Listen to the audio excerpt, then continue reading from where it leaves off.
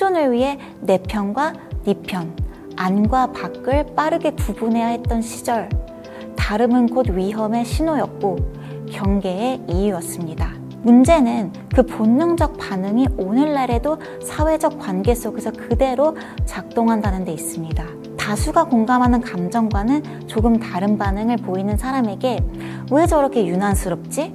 혹은 공감 능력이 부족하네? 라고 단정짓습니다. 그러나 그 판단은 종종 그 사람의 세계를 이해하려는 노력보다 내 불편함을 회피하려는 마음의 결과입니다. 그러나 제가 강조하고 싶은 점은 그러한 장치의 필요성을 부정하자는 것이 아닙니다. 오히려 그 장치가 작동하는 방식과 기준을 끊임없이 성찰해야 한다는 것입니다.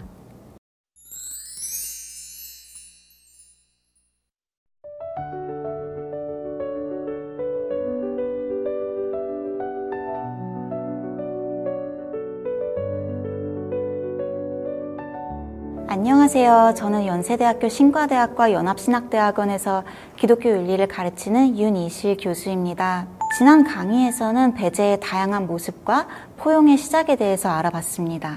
우리가 누군가를 멀리하게 되는 순간은 꼭 그 사람이 무례하거나 잘못했기 때문만은 아닙니다. 종종 그 사람이 단지 나와 너무 다르게 느껴질 때입니다. 다른 말투, 다른 표정, 다른 생활 방식, 다른 신념. 그 다름이 내 삶을 직접적으로 위협하는 것이 아님에도 본능적으로 불편함과 거리감을 느끼게 되는 것은 많은 경우 뇌와 몸이 보내는 아주 오래된 생존 반응입니다. 하지만 이때 말하는 위협이란 단지 물리적 위험이나 폭력만을 의미하지 않습니다. 그보다는 나 혹은 내가 속한 공동체가 지금 누리고 있는 안정, 익숙함, 질서를 흔들 수 있는 존재라는 직감에 가깝습니다. 그 사람이 우리와 너무 다른 방식으로 말하고 다른 언어를 쓰고 다른 가치를 당연하다고 여기는 것을 볼 때 스스로에게 질문을 던지게 됩니다. 혹시 우리가 틀렸던 건 아닐까? 이 사람의 방식이 더 나은 건 아닐까? 이런 질문은 때로 위협처럼 느껴집니다. 왜냐하면 그 다름은 내가 지금까지 살아온 방식과 믿어온 질서에 균열을 낼 수도 있기 때문입니다. 심지어 그런 변화가 아직 일어나지 않았는데도 언젠가 바뀌어야 할 수도 있다는 가능성만으로도 불안해질 수 있습니다. 또 어떤 사람이 이주민이나 저소득층, 비주류 종교인, 성소수자, 장애인처럼 특정한 정체성을 가지고 공동체 안으로 들어오게 되면 사람들은 무의식적으로 우리 자원이 줄어들지도 몰라, 우리 질서가 복잡해질지도 몰라 하는 감각을 갖게 됩니다. 이 감각은 반드시 누군가가 계산하고 조작한 것이 아니라 불확실한 변화 앞에서 인간이 느끼는 무의식적인 자기방어 반응의 한 형태입니다. 예를 들어 같은 아파트 단지에 외국인이 이주해오면 그 사람이 내게 어떤 해를 끼치지 않았음에도 혹시 우리 동네 분위기가 바뀌지는 않을까? 불편해질 수도 있지 않을까? 하는 막연한 불안을 느낍니다. 그리고 그 불안은 불편함이라는 이름으로 정당화되고 어느새 다름이라는 건 부담을 줄 수 있는 존재, 변화의 방아쇠로 여겨지게 됩니다. 나는 그냥 불편할 뿐이야. 싫어하는 건 아니야. 하지만 그 불편함 속에는 두려움, 혼란, 그리고 통제할 수 없음에 대한 반응이 숨어 있습니다. 심리학자들은 인간이 본능적으로 익숙한 것을 선호하고 낯선 것을 회피하려는 성향을 지녔다고 말합니다. 뇌과학적으로도 인간은 새로운 얼굴이나 목소리를 접할 때 뇌의 편도체가 활성화되며 일종의 위험 감지 반응을 보입니다. 그 대상이 정말로 위험한 존재여서라기보다는 단지 내가 예측할 수 없는 존재이기 때문입니다. 이러한 반응은 인간이 살아온 역사 속에서 오래도록 깊이 자리해 왔습니다. 생존을 위해 내 편과 네 편, 안과 밖을 빠르게 구분해야 했던 시절, 다름은 곧 위험의 신호였고 경계의 이유였습니다. 문제는 그 본능적 반응이 오늘날에도 사회적 관계 속에서 그대로 작동한다는 데 있습니다. 다수가 공감하는 감정과는 조금 다른 반응을 보이는 사람에게 왜 저렇게 유난스럽지? 혹은 공감 능력이 부족하네? 라고 단정짓습니다. 그러나 그 판단은 종종 그 사람의 세계를 이해하려는 노력보다 내 불편함을 회피하려는 마음의 결과입니다. 사회 심리학자들은 이를 불확실성 회피 편향이라 설명합니다. 애매한 상황에서 사람들은 빠르게 판단을 내리려 하고 그 판단은 주로 익숙한 기준, 과거의 기억, 집단의 분위기에 기대게 됩니다. 이 과정에서 다름은 논리적 토론의 대상이 아니라 정서적으로 제거하고 싶은 대상으로 전락합니다. 하지만 이건 단지 개인의 감정 차원이 아닙니다. 각자가 불편함을 견디지 않기로 선택하는 순간 사회는 배제의 방향으로 기울기 시작합니다. 여기서 철학자 자크 데리다는 환대라는 개념을 사용해 포용에 대해 깊이 사유합니다. 데리다는 진정한 환대란 내가 준비되지 않았을 때조차 문을 여는 일이라고 말합니다. 환대는 누군가를 맞이할지 말지에 내가 선택할 수 있는 호의의 문제가 아니라 예고 없이 찾아온 타자에게 내가 감당할 수 없는 낯섦과 불편함을 열어두는 선택입니다. 이 지점에서 어떤 분들은 이렇게 반문하실지도 모릅니다. 신분이 불분명한 사람은 정말로 위험할 수 있지 않나요? 현실의 환대는 반드시 법과 제도의 테두리 안에서 이루어져야 하고 공동체의 안정과 질서를 보장하는 장치도 필요합니다. 그러나 제가 강조하고 싶은 점은 그러한 장치의 필요성을 부정하자는 것이 아닙니다. 오히려 그 장치가 작동하는 방식과 기준을 끊임없이 성찰해야 한다는 것입니다. 조건부 환대만을 절대화하면 사람은 늘 증명해야만 받아들여지는 존재로 남게 되고 결국 가장 취약한 사람들은 환대의 문턱에서 가장 먼저 배제됩니다. 진정한 환대란 타인이 누구인지, 무엇을 하러 왔는지, 나에게 어떤 영향을 미칠지 따지지 않고 그 존재 자체를 받아들이는 열린 태도에서 시작됩니다. 그리고 그 태도는 늘 불편함을 동반합니다. 데리다는 환대란 결국 편안함의 해체라고 말합니다. 예기치 않게 들어온 타자의 존재는 나의 시간을, 질서를, 계획을 흔들 수밖에 없습니다. 그 순간 우리는 내면 깊숙이 이렇게 느낄 수 있습니다. 이 다름을 받아들이면 내 자리가 줄어드는 건 아닐까? 그런 두려움은 사실 매우 자연스러운 반응입니다.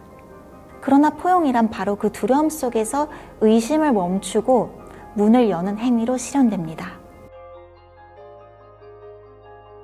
종종 환대의 주체는 자원과 여유를 가진 사람, 즉 받아들이는 입장에 있는 사람이라고 생각되곤 합니다.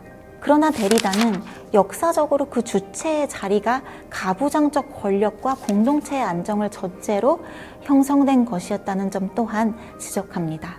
말하자면 기존의 중심이 허락하는 방식의 환대였던 것이지요. 그렇기에 진정한 포용이란 기꺼이 나의 권한을 내려놓고 내가 쥐고 있던 기준을 흔들면서도 타자를 받아들이는 불완전한 연습일 수밖에 없습니다. 또 다른 정치 철학자 마사 누스바움은 감정 역시 교육될 수 있고 교육되어야 한다고 말합니다. 그녀는 공감을 단순히 선한 사람의 천성으로 보지 않습니다. 오히려 공감은 타인의 삶을 그려보고 그 이야기를 반복해서 듣고 시간을 들여 천천히 길러야 하는 능력이라고 강조합니다. 공감이란 결국 나와 전혀 다른 삶의 조건을 가진 사람의 입장에 일시적으로 나를 옮겨놓는 정신적인 작업입니다. 왜 나는 저 다름이 불편하게 느껴질까?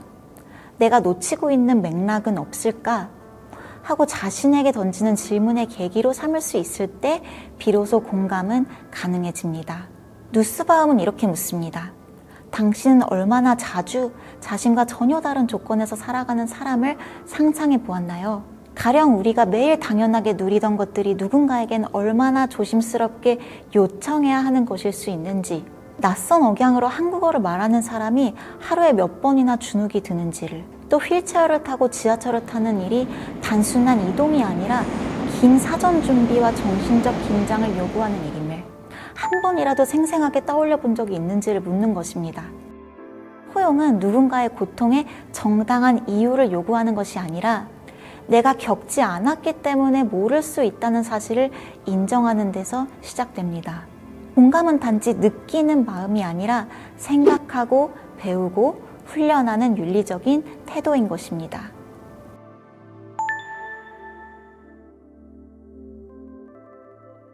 다름에 대해 말하는 사람보다 그 이야기에 지쳤다고 말하는 사람이 더 보호받는 경우가 많습니다. 지나치게 들먹이는 거 아니야?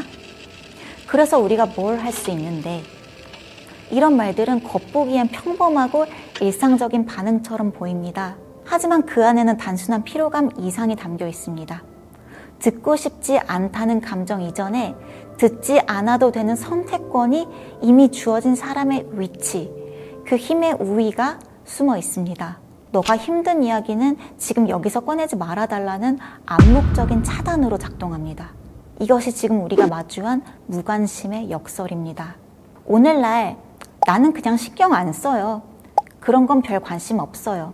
이런 말은 무해하고 중립적인 태도처럼 받아들여지기도 합니다. 하지만 이런 무관심은 종종 책임 회피의 언어 혹은 불편한 감정을 피하기 위한 감정적 은폐로 기능합니다. 불편한 이야기를 마주했을 때 그 감정을 고통으로 응시하기보다 귀찮음이나 지루함으로 변환해버리는 방식. 그러면서도 스스로는 공정하게 판단하고 있는 중이라는 착각에 빠지기 쉽습니다. 나는 바꾸고 싶지 않으니 당신이 말을 줄여줬으면 좋겠어요. 그건 당신 문제지 나까지 고민할 일은 아니에요. 물론 무관심이 언제나 회피만을 뜻하는 것은 아닙니다. 때로는 스스로를 지키기 위해 혹은 상황을 더 객관적으로 보기 위해 거리를 두는 무관심이 필요할 때도 있습니다. 문제는 그 무관심이 단순한 거리두기가 아니라 불편한 현실을 끝내 마주하지 않으려는 외면, 더 나아가 책임을 방기하는 태도로 굳어질 때입니다. 그리고 이쯤에서 어떤 사람들은 솔직하게 이렇게 말합니다. 나도 어렵게 버티며 살아가는데 타인의 고통까지 내가 짊어지는 건 너무 큰 부담 아닐까요? 이런 말들에는 분명한 현실의 무게가 담겨 있습니다. 누구도 쉬운 삶을 살고 있지 않다는 사실, 그 감정을 무시하거나 비난해서는 안 될 것입니다. 하지만 이 지점에서 중요한 건 무거운 삶 속에서 타인의 고통을 어떻게 다룰 것인가입니다. 우리는 정말 다른 사람의 고통을 부담으로, 짐으로 여겨야만 할까요? 혹은 그것이 내 고통과 경쟁하는 무엇이어야만 할까요? 어쩌면 이 질문을 다시 던져야 할 때입니다. 나만 잘 살면 된다는 이 생각이 정말 나의 삶을 보호하고 있나요? 아니면 나조차 고립시키고 있지는 않나요? 누군가의 고통에 귀를 기울이는 일은 그 고통을 전부 내가 짊어지겠다는 뜻이 아닙니다.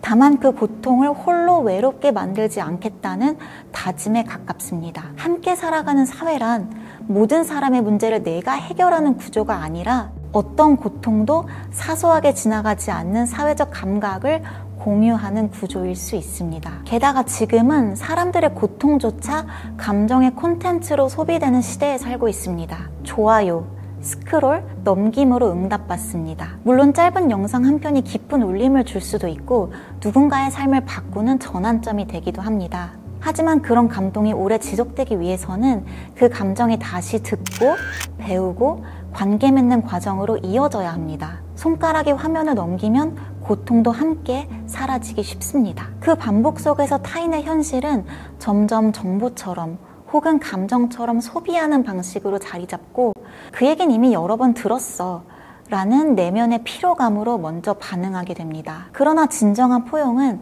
한 번 감정이 올라왔다고 완성되는 일이 아니라 듣고 배우고 반복해서 관계를 맺는 일입니다. 귀 기울임의 지속성, 배움의 개방성, 관계의 반복성. 이 세 가지가 빠지면 포용은 결국 콘텐츠 소비처럼 잠깐 마음이 움직였다가 사라지는 형태로만 남게 될 것입니다. 포용은 자극이 아니라 연습입니다. 우리는 지금 무엇에 필요해하고 있는 것일까요? 그리고 그 필요의 대상은 정말 타인의 목소리일까요? 스스로 질문해 볼 필요가 있습니다.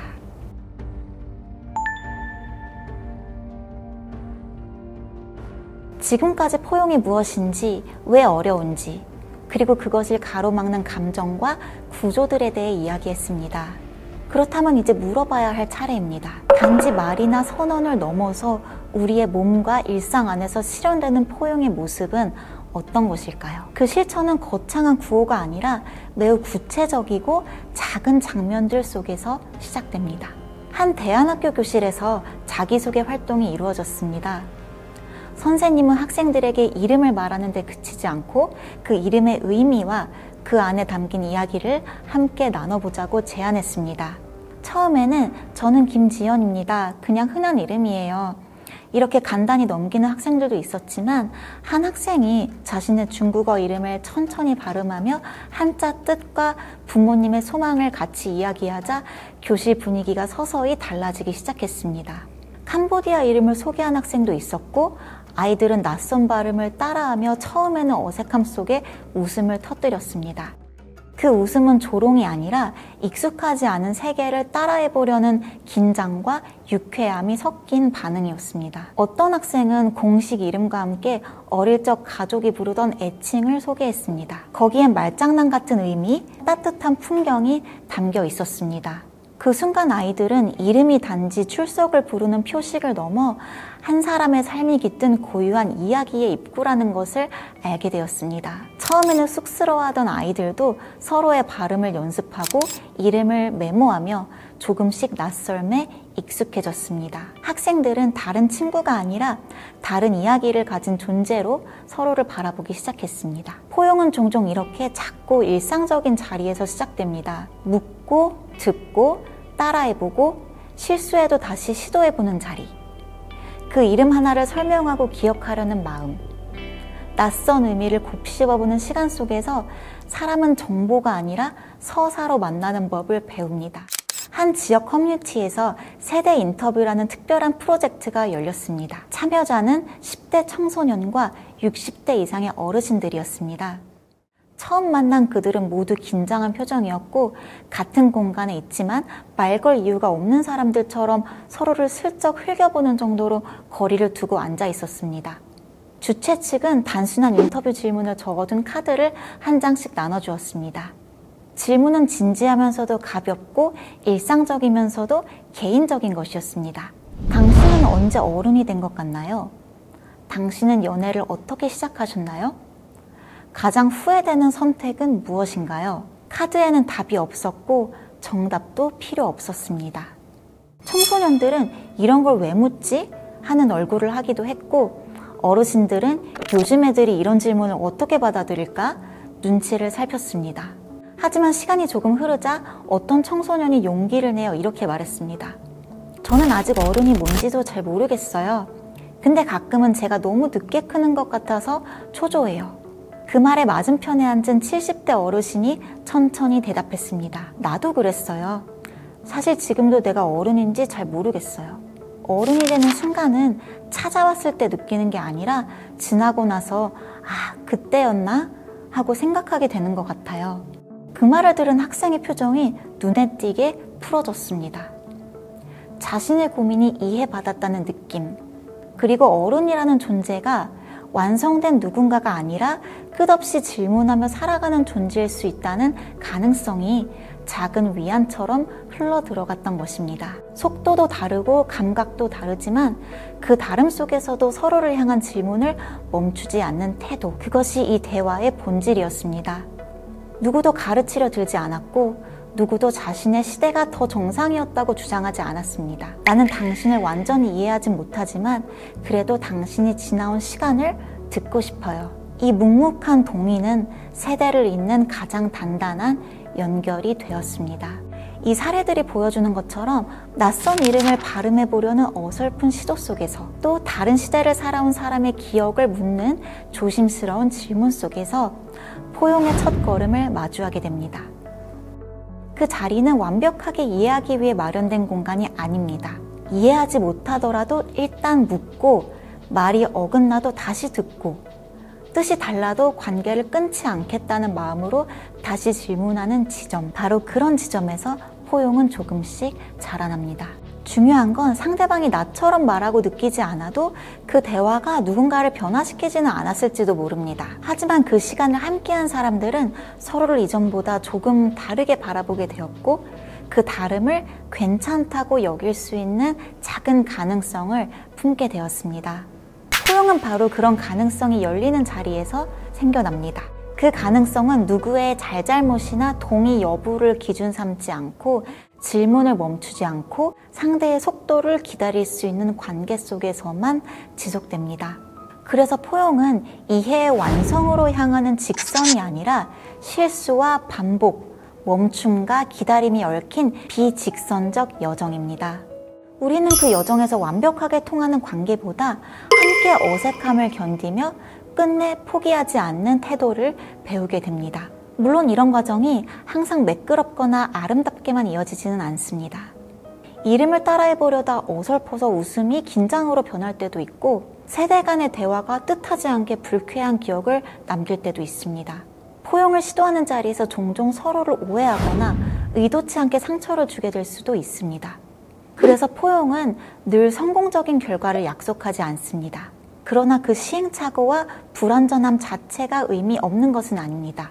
중요한 건 포용은 그 관계를 끊을 수밖에 없는 순간에도 상대를 너무 쉽게 지워버리거나 그 다름 자체를 부정하지 않으려는 감각에서 출발하는 점 아닐까요?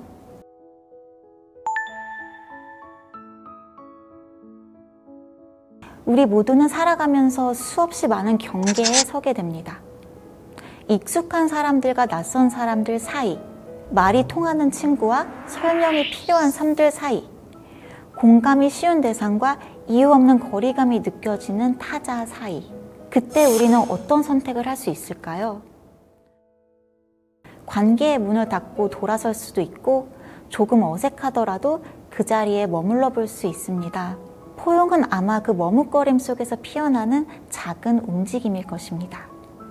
단지 누구를 허용하는 것이 아니라 누구와 어떻게 관계를 시작하고 지속할 것인가에 대한 질문. 확신이 아니라 질문으로, 자신감이 아니라 결심으로, 완벽함이 아니라 불완전한 반복으로 이어지는 행위. 그래서 저는 이 시간을 마무리하면서 무엇을 정의하거나 가르치기보다 하나의 질문을 남기고 싶습니다. 여러분이 생각하는 진정한 포용은 어떤 얼굴을 하고 있나요? 그 포용은 지금 어디에서 시작되고 누구에게 향하고 있나요? 오늘 이 시간이 그 질문을 마음에 품고 조금 더 오래 들어보고 조금 덜 단정하며 조금 더 느리게 곁에 머무는 삶으로 이어지는 그런 시작이 되기를 바랍니다. 지금까지 경청해 주셔서 진심으로 감사합니다.